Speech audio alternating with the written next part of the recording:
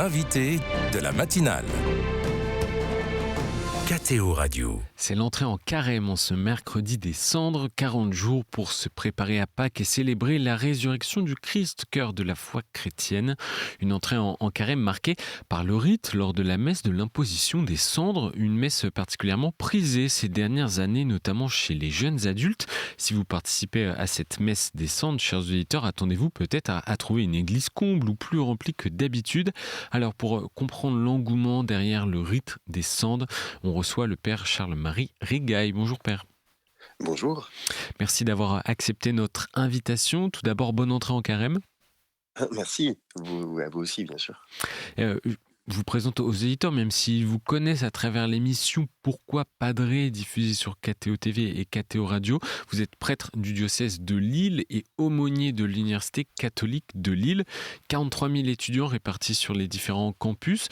Vous organisez 2 messes aujourd'hui au sein de la chapelle de l'université. Vous vous attendez à recevoir du monde ? Alors, il se trouve qu'à Lille, ce sont déjà un peu les vacances scolaires, donc on s'attend à avoir un peu moins de monde, Effectivement. mais c'est vrai que cela fait plusieurs années qu'on a une forte affluence. Et vous voyez, même alors que c'est les vacances, on a quand même décidé de faire deux propositions, une à 12h15 et une à 19h, parce qu'on avait quand même un peu peur que si on faisait que 19h, ça ne rentre pas dans la chapelle. Donc oui, on s'attend quand même à ce qu'il y ait du monde, malgré les vacances. Alors, avant de comprendre et de creuser un peu cet engouement, j'aimerais que l'on revienne sur le sens de ce rite et de cette entrée en carême, Père. Qu'est-ce que cela signifie d'abord d'entrer en carême pour les catholiques ? Alors le temps du carême, c'est vraiment, je crois, un temps de préparation. Évidemment, il est entièrement tourné vers le mystère de Pâques, et il se comprend en ce sens-là. Et ça fait, donc c'est depuis le IVe siècle après Jésus-Christ, vraiment qu'on a les premiers témoignages d'un temps de préparation. Au début très orienté vers les catéchumènes, ceux qui allaient vivre le baptême à Pâques, puis déployé à tout le monde. Et alors le carême, il est vraiment à comprendre, dans cette optique-là, à savoir, je prends du temps, pour me préparer à ce pourquoi je suis fait. On est tous faits pour vivre du mystère pascal et le temps du carême est un temps particulier. On parle d'entraînement parfois, c'est une belle image qu'il faut quand même toujours bien comprendre comme toute image, mais un entraînement qui nous façonne le cœur en fait, hein. C'est fait pour nous façonner comme un potier vient façonner la terre. Elle est parfois un peu déformée, elle ressemble pas forcément à ce à quoi elle doit ressembler. Et donc là, dans les mains de Dieu, petit à petit, on va essayer de reprendre la forme qu'on n'aurait jamais vraiment dû perdre, hein, mais qui va pouvoir être fait petit à petit à travers les semaines du temps de préparation qu'est le carême.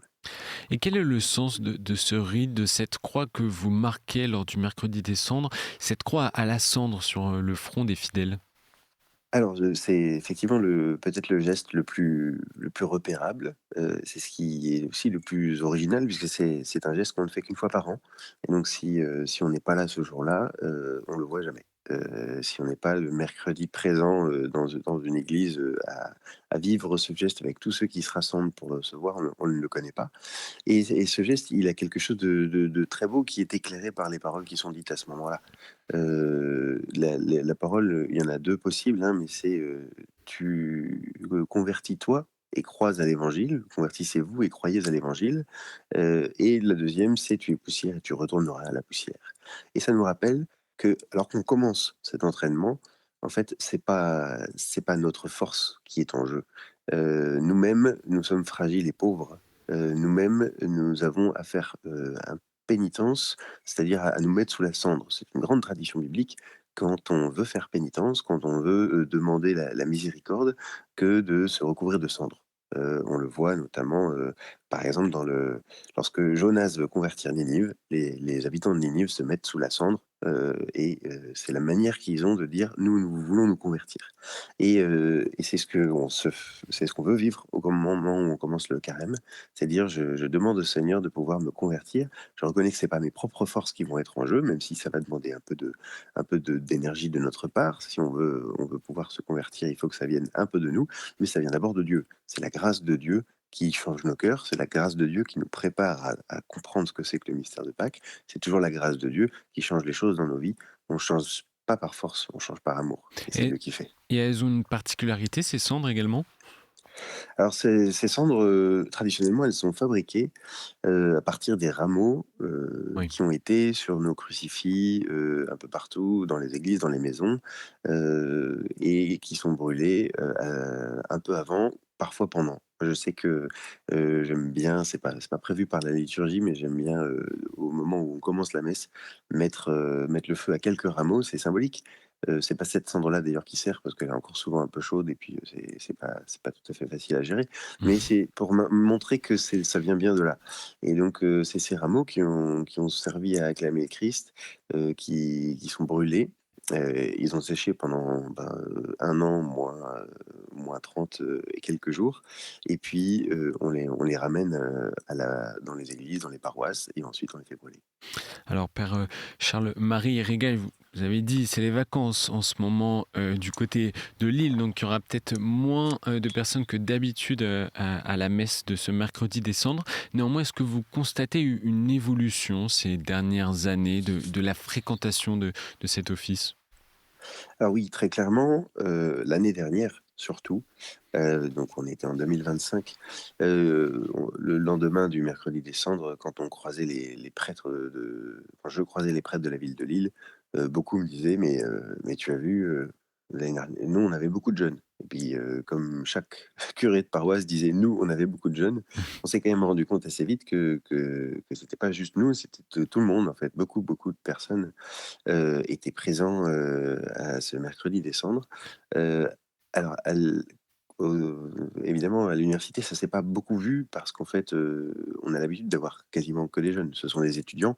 Quand on a beaucoup de jeunes, ça se voit pas, spécifiquement. En revanche, quand dans une paroisse d'habitude, il y a pas beaucoup de jeunes ce jour-là et qu'il y a un afflux, d'un groupe, de 2 groupes, de 3 groupes ou en tout cas, il y a une quantité, beaucoup plus importante que d'habitude, ça se repère et donc beaucoup ont témoigné que l'année dernière, il y avait un engouement. Et Hem, qui sont ces jeunes d'ailleurs qui viennent à cette messe d'entrée en carême? alors c'est difficile à dire, surtout que l'année dernière, on les a vus arriver au carême et puis après on ne sait pas très bien ce qu'ils sont devenus. Mmh. C'était d'ailleurs une question. Moi, c'est un phénomène que je vois depuis plusieurs années. Là, il y a 2 ans, on s'est fait, complètement dépasser et on a à la catho, on a une chapelle qui a 600 chaises. Et on peut rajouter un peu de monde par terre, ceux qui s'assoient sur les côtés et cetera. On arrive à monter à 800-900 et il y a 2 ans, la sécurité m'a dit: «Mais écoutez, on est désolé, mais avant, juste avant, moi j'étais occupé à commencer, ils m'ont dit: "Mais il y avait encore du monde jusqu'au boulevard, il y a au moins 300 personnes qui ont pas pu rentrer". Ah On oui. leur a dit qu'ils rentreraient pas et ils ont dû aller se répartir sur des autres églises autour. Donc ça fait quand même quelques temps qu'il y a un afflux de jeunes et ces jeunes, on se doute qu'il y a quelque chose qui vient notamment, d'un désir de leur part, de se réapproprier la foi. Donc c'est parfois des jeunes qui sont pas très, très habitués et qui ont trouvé dans la célébration des cendres ou du carême en général, quelque chose d'un peu concret. Le carême, c'est concret. Il faut faire des choses, on a des conseils pour, mettre en place des choses dans sa vie et il y a quelque chose de cet entraînement qui stimule, qui suscite. Donc les réseaux sociaux, notamment l'année dernière, ont, assez largement parlé du carême et donc ont favorisé, je pense, chez les jeunes, ce désir de vivre quelque chose à ce moment-là.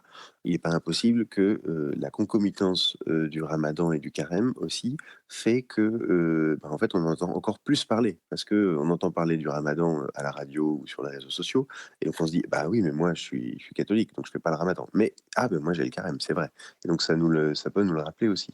Vous Donc les 2 phénomènes font que ça peut donner un peu plus de désir ou ça peut plus rappeler aux jeunes qui auraient pu passer à côté s'il n'est pas d'une famille pratiquante, s'il n'est pas d'une famille qui a l'habitude de vivre ça, bah, ça peut ouais. lui rappeler qu'il peut vivre ça. Vous sentez une soif spirituelle plus forte de vivre, une ascèse, un chemin de foi intérieur durant le carême? Il y a en effet, en tout cas, un désir de vivre quelque chose et c'est vrai que la foi, catholique parfois peut paraître un peu lointaine, difficile. On dit que, ben, la foi elle est d'abord intérieure, mais pour un jeune, l'intériorité, c'est pas toujours facile à appréhender. Qu'est-ce que ça veut dire, une foi intérieure? Prier, bon, c'est se mettre en silence, c'est fermer les yeux, mais très vite il dit, ben, s'il n'est pas très habitué, s'il a pas été, forcément beaucoup catéchisé, il va se dire: «Bah, je m'ennuie très vite, alors, ça me convient pas et puis je m'arrête». Alors que le carême, il y a quelque chose assez pratique. Voilà, on dit: «Bah, il faut jeûner, donc hop, il faut partager, on te propose des temps de prière à telle heure» et cetera. Donc il y a quelque chose de beaucoup plus simple, à intégrer pour un jeune qui veut avoir l'impression d'avoir fait quelque chose, vous voyez? Et est-ce qu'on Il on retrouve aussi chez certains une fierté d'être chrétien, ou en tout cas une envie d'en témoigner? Ah, c'est sûr et je crois que le désir de vouloir vivre un carême, entier, concret, qui nous transforme, elle est belle, elle est légitime. Nous, on encourage, chez tout le monde, et y compris chez, parfois des jeunes qui sont pas très habitués, qui débarquent, sans trop connaître les codes. L'idée, c'est de vraiment les encourager. Moi, l'archevêque de Lille m'avait demandé, une petite note comme ça en voyant l'afflux de l'année dernière. Il a dit: «Mais en fait, ces jeunes-là, il faut qu'on puisse les accueillir correctement, il faut qu'on puisse leur proposer quelque chose aussi, pas oublier qu'ils sont là, pas faire comme d'habitude». Tous les mercredis décembre, on a l'habitude d'avoir des paroissiens, classiques, qui sont les réguliers, et donc de pouvoir avoir quelques éléments de langage à transmettre pour qu'on puisse avoir une attention particulière à ces jeunes, qui vont peut-être venir qu'une seule fois, qui ensuite se lanceront dans le carême et peut-être ne reviendront même pas le dimanche suivant. Donc déjà les encourager à revenir le dimanche suivant et ensuite les encourager à venir discuter, à s'intégrer dans la communauté pour pas vivre le carême tout seul, parce que c'est pas fait pour. Le carême, c'est vraiment fait pour être vécu avec une communauté chrétienne qui prie, qui se transforme, qui avance, qui essaye de marcher, dans les pas du Seigneur. C'est pas fait pour être un défi technique, pour se prouver quelque chose à soi-même. Et les jeunes, ils ont un peu tout ça en eux, et l'idée, c'est de convertir ça aussi. Vous le dites, Père, le carême est un chemin de conversion de toute l'Église. Mais comment réfléchir aussi personnellement à des efforts adaptés à chacun? En tout cas, quels sont les critères pour terminer cette interview, pour définir ses propres efforts de carême? Ah, c'est une bonne question. On pourrait presque faire une autre émission avec ça. C'est vrai que le carême peut être un peu traumatisant parce il y a quelques fois où on parle d'efforts, de sacrifices, et puis on se dit: «Ben, moi je vais pas, enfin voilà, je suis pas devenu chrétien pour faire des efforts et des sacrifices, si le Christ a donné sa vie pour moi, c'est pas pourquoi moi je passe une vie de privation et et cetera». Donc il peut y avoir un petit traumatisme chez certains du carême qui avait parfois été vécu un peu difficilement. Je crois vraiment que c'est pas dans ce sens-là qu'il faut prendre. C'est qu'est-ce qui va me donner plus de vie?